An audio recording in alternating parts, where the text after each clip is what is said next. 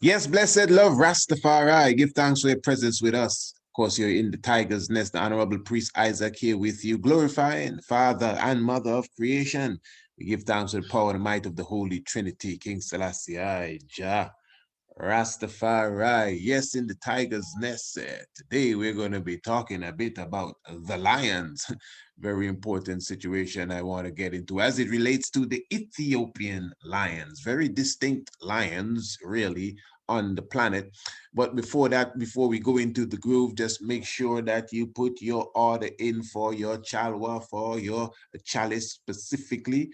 I'm telling you, brothers and sisters, to get such, all you have to do is email me, priestisaac27 at gmail.com. That's priestisaac27 at gmail.com, and we can definitely make all the arrangements depending on the specific type that you desire, and of course that will be shipped to you.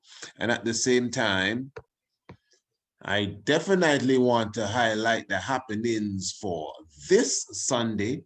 Yes, this is the new Faculty of Overstanding, African Rastafari new Faculty of Overstanding.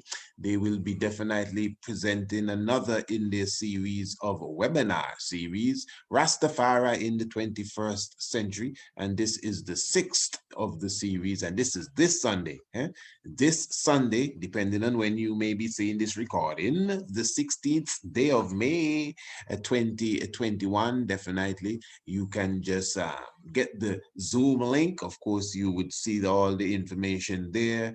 I know for sure you could go on the African Liberation Network. That's on YouTube, where it will be live streamed, and the host, the moderator, will be the Honorable Priest Dougie. Yes, and this time around, we will be reasoning about Rastafari culture and heritage, protection, promotion, and preservation. Definitely reasoning on the need to establish and value Rastafari culture. This is going to be wonderful. I must say this would be a nice one that to be a part of. But hey, I was blessed to be a part of the previous one. We were speaking of economic growth within Rastafari. So I'm very thankful again to the honorable host and the organizers of this event for, definitely giving me that opportunity. This Sunday, we have three mighty ones that will be stepping forward. We have Dr. Ya Asantewa. She is the director of the Institute of let me get this right, Africology. Interesting. Give thanks for the good sister. We have Bongo Wisely, definitely no stranger to us right here, even in the tiger's nest, Brother Bongo Wisely. Of course, long-standing brethren and elder who I love and respect from the Nyabingi House in St. Lucia. And then, of course, we have the Honorable King Frank I from the Nyabingi House right here in Wadadli. Again, foundation elder for myself personally, and of course, someone that I admire, esteem elder amongst us, the Elder King Frank I. So this is definitely Elder King Frank I, Franklin Francis, for sure. So this is something that we are, King Frank I should say, looking forward to step into the zone this Sunday here, this webinar series, Rastafari in the 21st Century, May the 16th. Definitely, as you could see, the link is there.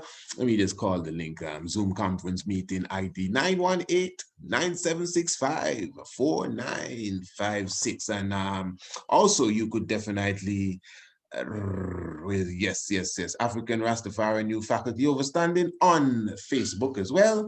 You could definitely get more information there, and all of it will be live streamed. So hey, from all angles, man, I don't think we got no excuse.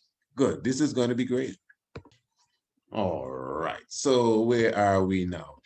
Okay, so as we said, we in the tiger's nest today. We'll be definitely talking about the lions. Now, this is actually a clip that came out since 2012, but it was sent to me by a good sister, Sherry, give thanks.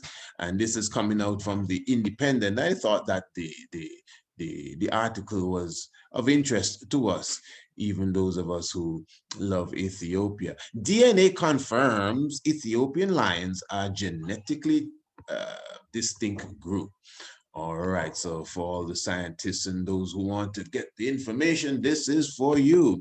A pride of captive lions descended from the private Menageri of Emperor Haile Selassie of Ethiopia is genetically distinct from all other lions of Africa, a study has found. All right. The Ethiopian lion has a distinctive dark mane and is slightly smaller and more compact than other African lions. Now, an analysis of its DNA has revealed that the Ethiopian lion is also a distinct breed. It is thought that there may be less than a few hundred Ethiopian lions living in the wild, and scientists are urging that their unique genetic makeup should be preserved by a captive breeding program. Yeah, I'm gonna tranquilize them and put a collar around them and follow them wherever they're going. Anyway, DNA tests on 15 of the 20 Ethiopian lions kept in Addis Ababa Zoo have revealed that they form a separate genetic group from the lions of East Africa and Southern Africa, said Michael Hofretia of the University of York. Okay, Michael, please forgive me if I mispronounce your name. And why I made that comment, really, I give thanks for those who have the heart for the animals and would really, genuinely want to preserve them, not for liquor or for anything else, or for fame or for fortune, but genuinely want to preserve the whales, genuinely want to preserve the lions, genuinely want to preserve the tigers and the rhinos. Because I mean, you listen to our programs, you see definitely we have a heart for the animals. Noah's Ark business going on here. But at the same time, when you see them, just to tranquilize one of these animals, sometimes we think we're doing the best thing and putting a collar around them. Man, some of these animals, they're traumatized just to be taken into captivity. So even if you think, man, you're going to take this tiger from the wild, or you're taking this lion from the wild, just the means and ways that we have to do it, because you got to keep in mind, I'm not going to carry you back to the way of anciency of such, but man was created to deal with these animals on a different level. You're supposed to be able to communicate with them. That's the reality. You are supposed to be able to communicate with them. And I'm sure some of you that are listening to me have some special gift where you could even communicate with animals, maybe on a different level than other people. Nothing wrong with that. It's not spooky. It's just reality, But in this modern scientific world now, for you to get the tiger to come with you, unlike the Buddhists in the monk, the monk Buddhist monks in the monastery that can talk to the tiger and say, come, time to go to sleep. You got to sneak up on the tiger with your tranquilizer gun. Pow, shoot it and it's scared. Arr, arr, arr. What do you think's going on there? Adrenaline and all sorts of toxic secretions and hormones, everything taking place there. Because as far as it seen here, maybe the tiger could recall when a poacher killed its mother when it was a cub. So all of this is playing. Remember, the tigers have a soul and a vibes too, eh? Some people jump there. Soul, yeah, man, ask the Hindus. They say the tigers, yeah. And who says animals don't have soul? But anyway, that's the next subject all together there. So that's why I made that comment, it's not really pleasing to me when even when you watch some of these animal programs and you see the lionesses and the cheetahs and the leopards with collars around their neck being tracked by some sort of device, just to see where they're going. And again, I know it's done in the name of science and preservation of the very same animal. And again, I would give thanks for those who genuinely do that from their heart. But I think some of the methods that we use to even preserve the animal is barbaric and harmful to the animal in the long run. That was my point. And I continue here. The male lions are the last lions in the world to possess the distinctive dark brown mane. They are the direct descendants of a group of 7 males and 2 females taken from the wild in 1948 for Haile Selassie's own zoo, Dr. Humphrey Tier said. I noticed they used 2 L's in this Selassie here. I always said I wanted to do a program on that. In fact, I said I would have, I hope I don't put him on the spot here. I said I would have invited my brethren Cypher Selassie to actually come and speak about that. You know, the difference with the double L in the name Selassie and the 1 L in the name Selassie. There's a reasoning behind all of that. There's some ones, I think, the same brother who's very strict on that. I don't have a problem with that at all. But what I would like, what I always bring up is that I've seen situations where the emperor has written his name. I could pull up the video too. And if it's not he wrote it, it's in a handwriting, and he himself, the emperor, he was laying a wreath then. Let me be clear. He was laying a wreath in Canada, so I could carry it to the spot. The video is the world tour, so anybody can go and see the video. And the wreath that he was laying at the cenotaph, there was a card on the wreath, and you know, the whatever was written on it, and it was signed in his name, and it was in English. And I noticed that in handwriting too, you know, not typed, in cursive form. And it was with 1 L. Now I'm just saying, I'm not saying I know it all, I'm just saying that because of the position of the emperor too, you don't just play with the emperor's name like that, So I'm assuming it's either, if it's not his handwriting, if he didn't write it, which I believe, this is my point, I believe he was the one that wrote it. Really, I actually believe he was the one that wrote it. But let's just say one of his subjects wrote it on his behalf then. Even then, and in English, even then, I believe it would have to be spelled correctly. Now, I understand the argument that in certain official documentations, I think even the autobiography, if I'm not mistaken, you would see the double L. So I just want a discussion. I ain't debating nobody about it. I just want to have a little reasoning about it one of these days. Okay, but the point is now these lions are from the king. The lions that they are using here in this discussion is from the king. You see the emperor's name has been mentioned twice here. In fact, when the emperor went to Trinidad, the emperor bought a lion or 2 lions or whatever the case was to Trinidad. And in one of my visits to Trinidad, I actually visited the zoo and saw one of the descendants of that lion or lions that the emperor brought to Trinidad. It was a lion itself, not a lioness. I don't know if it's still around. That was some years ago, some 8, 9 years ago. So it says here, a comparison with other populations of wild lions living in the Serengeti of Tanzania in East Africa and the lions of the Kalahari Desert of Southwest Africa found that the Addis Ababa lions are quite separate genetically, he said.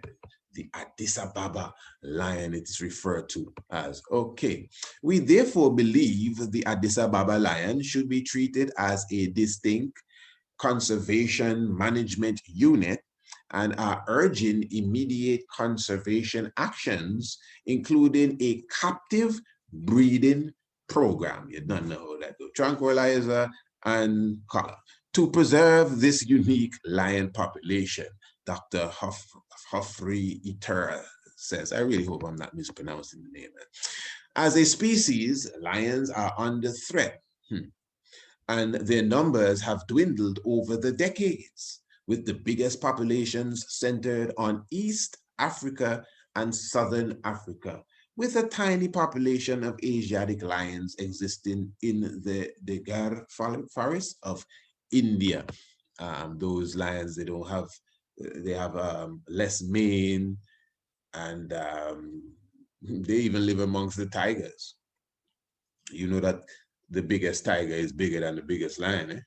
2 lion populations that share the dark brown mane of the Ethiopian lion The Northern African Barbary lion and the South African Cape lions have already gone extinct in the wild.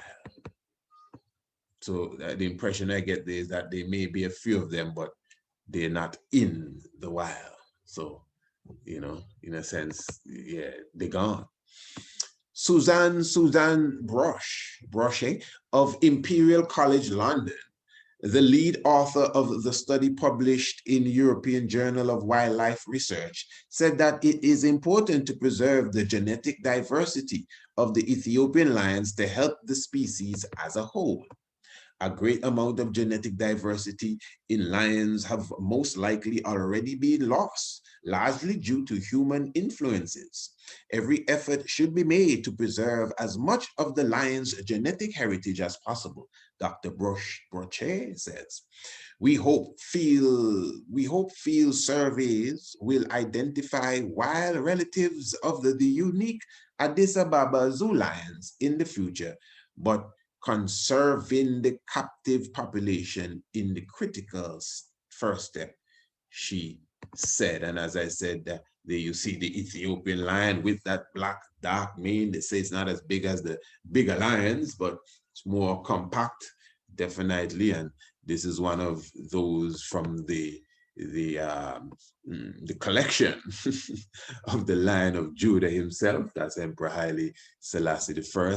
I mean, you have the white rhino and the black rhino, from my understanding, you know, because of again the preservation of them. They're definitely back on the rise, on the uptick as such. That is the white and the black rhino.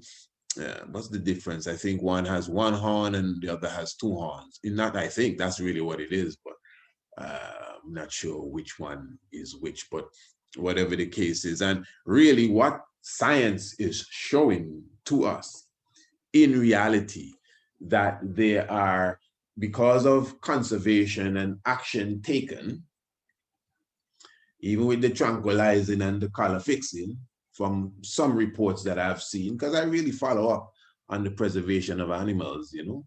The tiger's nest, man, we really love the tiger. Someone was asking why the tiger's nest and not the lion's den or something like that. I mean, how many lions den, you know? Everybody is the lion's den. Everybody is the lion's den. But in reality, we as people, we do have connections with specific animals, you know. We have animal spirits too. You know, that's where you watch, you know, the Beastmaster, and you remember the Beastmaster? The Beastmaster and He-Man and some of them, you know, characters that connect with the animals. Captain Planet and his people connecting with certain elements, wind and water. All of that, you have connection with specific elements, just like how you're connected with specific stones, like rubies or emeralds or jade, just in the same way that you're connected with different things. Stars, you have a star. Everyone has a specific star. You just got to know which star is yours or which cluster is yours or whatever. In the same way, you have animal spirits that you connect to, not necessarily dog and pussy, no. I mean, I know we're limited to that, and they just put that on the goldfish on the table. Come on, man. In the same way that you do martial arts, and you know the mantis move and the monkey move and crane move and all of these different things, it has to do with the spirit of the animal. You know, so for sure, I'm telling you for sure, I know this for a fact. This is well decoded. Maybe I haven't done programs on it. You know, there's certain things that, no offense to nobody, but there's certain things that's just your own personal business. But I'm telling you, the tiger is one of my animal spirits for sure. Give thanks to the black tiger himself, Marcus Messiah Garvey, along with the honeybee and one or two others, but I'll just leave that for the moment. So definitely give thanks again for the life giver and the keeper of life. And the Lion of Judah shall break every chain and give us the victory again and again. Give thanks. Holy Manuel Haile Selassie'S, Jah Rastafari. Blessed love.